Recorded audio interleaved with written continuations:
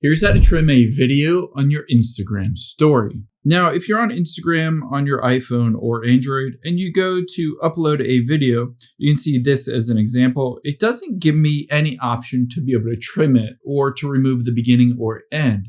Unfortunately, you cannot do it in here, but there is an easy way to do it. Let's actually hit X and get out of there. And instead of that, let's tap on the plus at the top left. Now, instead of story, let's go over to just reel instead, but we're not actually going to post this as a reel. Let's upload this video as the reel. And now after you've done that, here's the same video. I'm going to tap on edit video.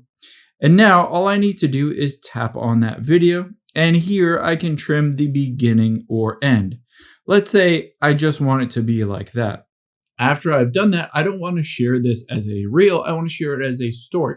So let's convert it.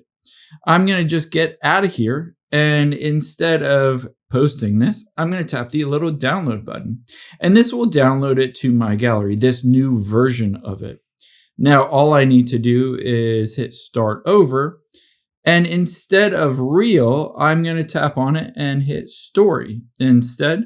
And now I can bring in that story. There you can see the 3-second clip instead of 5 seconds, and it's completely trimmed however you want it.